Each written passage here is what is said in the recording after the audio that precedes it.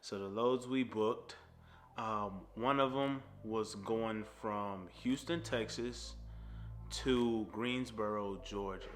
That load paid $3.03 a mile.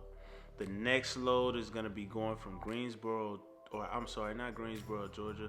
The next load is going to be going from Rome, Georgia to, I can't remember how to pronounce it correctly, but it's up in Pennsylvania. That load pays $3.32 a mile. The only thing with that load is we have a storm that's getting ready to move towards the east that's forming. I want to say it's starting to form in the Idaho area, and it's going to span across the southwest going to the northeast from Texas all the way up to the Midwest, and it's just going to sweep throughout the East Coast. That load, the last load that we have currently right now, drops on Monday in Pennsylvania.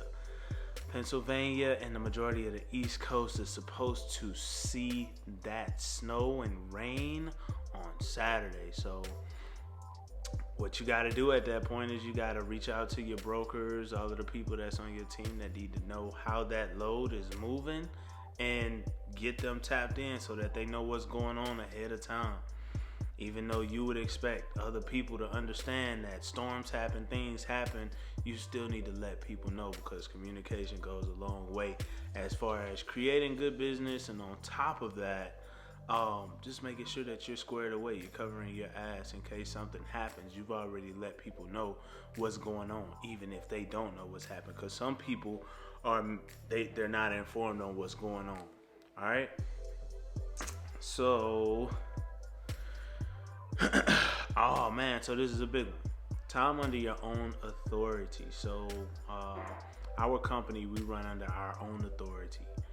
And man, so out the gate, when we first started our first load, it took about 6 hours to book. Now, I don't know, some people may have had a more difficult time. Some people's time may have been easier, first or the second phone call. But factoring in that I had never dispatched a load, excuse me, I've only watched videos, and just had to get out there because we didn't want to hire a third-party dispatching company. We'll talk about how that plays in later, right? So, time under your own authority. When you first start, your MC number is activated by you getting your insurance paid. So you pay you activate your insurance, your MC number is active on that day, right? You have 0 months on the books. And when you go and you call these brokers or these dispatchers to get these loads, I'm sorry, I said dispatchers. When you call these brokers to get these loads, they're going to know, because they're going to go to the FMCSA website and see that you have 0 months. And the majority of the time, what they do is they want you to have, what I've most heard was 60 to 90 days under your own MC. Well, see, I'm not knowing this out the gate whenever we're starting. So to hear this the first day, you need 30 days, you need 60 days, you need 90 days. Some people require you to have 12 months. Military loads, some of them require you to have 24. So at that time, I understood why it was good for a new trucking company to start under someone else's authority. I had no idea. I done what I thought was enough research. However, in that research, I found that, it's easier to dispatch loads or to get loads. I didn't know exactly why, the minute details within that state that you have to have that amount of time under your MC number, right? So that's all fine and dandy. We fought through it, and we're still fighting through it. We're 6 months in right now, getting ready to tap into 7 months, and we're doing well. We're blessed. The driver retention that I hear about is bad treatment within the company. Some people don't like to go certain places. Some people don't like to be caught up in one state for too long of a time. We have our own authority. We dispatch our own trucks. We dealt with the front end and still dealing with it every now and again, depending on the company, not being able to get some loads. But now we're getting a lot more of those loads that we weren't able to get in the beginning, right? So with that being said, we can avoid storms.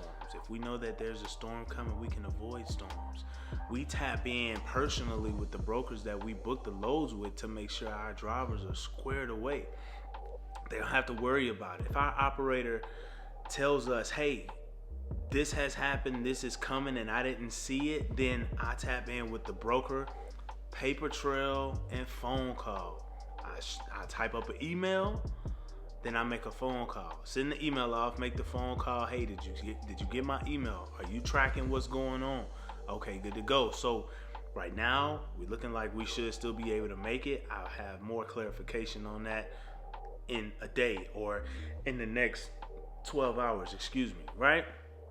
That's the plus side to having your own authority. The downside is it's a complete and just a madhouse of a dogfight in the beginning.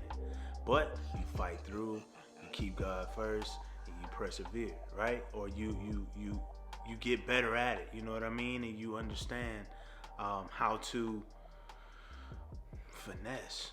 You know what I mean? And when I say finesse, I don't mean get over. I mean you need to know how wordplay goes, what they're looking for. You need to know your rates. I talk a lot about knowing how much it costs to run your business.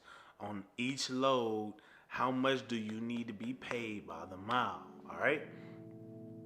Moving on. Finally, I want to just kind of discuss real quick about the truck that we were going to purchase, right? So we have one truck, one trailer right now. The truck that we were in a line to grab, it was $40,000 more than the truck that we already had on the road. Now, this new truck was only 1 year newer, and it had 13,000 miles less than the truck that we have currently on the road. When we first got it, I might add. Not the current miles, but when we got that truck at 369,000 miles, the new truck had 13,000 miles less than that, which you're gonna burn those 13,000 miles up in about 2 to 3 weeks, depending on if you're running with a team or how far you're running. And you're gonna need to be right in the shop getting your PM situated. PM your truck every 10,000 miles. All right, it's okay to get on a schedule, an earlier schedule than most. You know what I'm saying? Take care of your equipment. Your equipment take care of you. All right. That truck was very expensive. So what we end up doing instead, we talked about it a lot. We talked about it for maybe about 2 weeks. We reserved the truck. We talked about it for about 2 weeks. And we decided to pull out of it. We decided to pull out of it because it was more of a chess move to work on paying off the trailer than to purchase another truck that we, at that point, without a trailer, we were only going to be able to pull power-only loads. The best thing to do with that truck would have been to put that truck under someone else's authority, and we still have say-so over it in the sense of the majority of the profits that are being brought in. But that could very well put our operator in that new truck in a bad situation, or in, uneasy circumstances, if you will. That's all I got for today. Y'all take it easy. Be blessed.